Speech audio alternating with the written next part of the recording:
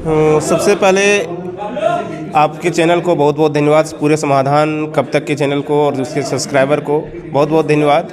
भैया आपका नाम क्या हुआ? मेरा नाम प्रमोद यादव है और मैं पेशे से टीचर हूँ। मेरा यूट्यूब चैनल भी है JRP मैथ्स के करके। और सबसे पहली बात आपका रहा कि JBKSS में हम क्यों जुड़ें, इसका जवाब हम देना चाहते हैं कि देखिए, इससे पहले झारखंड में बहुत सारी पार्टी आई, बीजेपी, कांग्रेस। देखें कि लगभग आज झारखंड जो है 23 साल कंप्लीट होकर के 24वां साल में जा रहा है। और ख़ास करके जितने भी बच्चे यहाँ पे हैं जो तैयारी कर रहे हैं, जब हम एक टीचर हैं तो हमने वैसे बच्चे को जो देखे हैं जो घर से, जिसका घर में बहुत सारे दिक्कत हैं, लेकिन फिर भी वो रांची में रहते हैं, धनबाद में रहते हैं, हजारीबाग में रहते हैं। उसका गार्जियन चाहते हैं कि पढ़ लिख करके एक अच्छा जॉब करे, लेकिन यहाँ के गलत नियोजन नीति और जो है उसके शिकार हो जाते हैं। कभी कभी सरकार ये चाहती ही नहीं कि एग्ज़ाम्स हो। आपको बता दें कि पिछले दिनों में आप देख रहे होंगे कि सचिवालय का जो एग्ज़ाम्स है, जैसे CGL का जो एग्ज़ाम्स है, 2015 की वैकेंसी है, 15 में आई, फिर से 16 में आई, फिर से 19 में आई, फिर से 21 में आई, फिर से 23 में आई, अभी तक उसका एग्ज़ाम्स नहीं हुआ है। तो बच्चे फुल्ली डिप्रेशन में रहते हैं। और जब हम क्लास लेते हैं तो बार बार बच्चे पूछते हैं, सर क्या इस बार एग्ज़ाम हो जाएगा? तो उस केस में मेरे पास कोई जवाब नहीं रहती है। तो ये सब सारी चीज़ों को देखते हुए हमने टाइगर जयराम दास से मिले और उससे देखें कि उसकी विचारधारा जो है कि झारखंडी के हित के लिए है, जो झारखंडी के स्टूडेंट को चाहिए, जो नीड है, वो सभी फिलफिल करता है उसके विचारधारा के अनुसार से। तो इसी वजह से आज झारखंड के लगभग युवा जो है टाइगर जयराम दा को पसंद भी करते हैं। और ये सिर्फ टाइगर जयराम दा की आवाज़ नहीं है, झारखंड के हर युवा, हर बच्चे, हर कन कन में ये आवाज़ है, लेकिन उसका आवाज़ बनने का काम किया है टाइगर जयराम दा।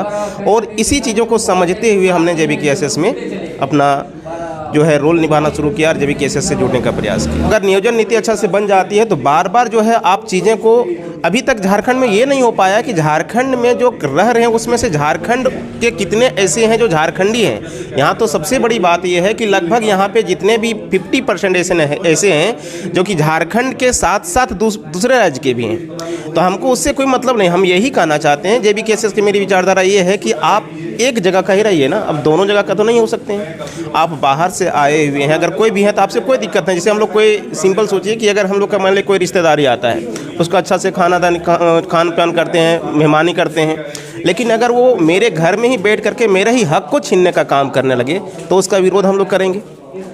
तो JBKSS का यही मुद्दा है कि अगर मान लेते हैं कि कोई बाहरी, तो उससे हमको कोई दिक्कत नहीं है, आइए यहाँ से रहिए, यहाँ पे कमाइए, खाइए, जाइए, लेकिन यहाँ के हक, यहाँ के जो है, जो युवाओं का हक है, यहाँ का नियोजन नीति का जो हक है, यहाँ का संस्कृति, यहाँ का कल्चर अगर छेड़ने का प्रयास करेंगे तो उसका विरोध हमेशा JBKSS किया है। और उसका भी विचारधारा बिल्कुल सभी को अच्छा लगता है, जितने भी स्टूडेंट है खास करके वो सभी को पसंद आया है। अच्छा भैया, इससे पहले JBKSS से पहले कोई और पार्टी में आप ज्वाइन हुए थे या पहला ही JBKSS? नहीं, देखिए, सबसे पहली बात है कि आज से पहले हम इलेक्शन तो दिए हैं, वोट अपना मत का तो प्रयोग किए हैं, लेकिन किसी भी पार्टी के लिए हम कभी नहीं थे, कभी नहीं थे।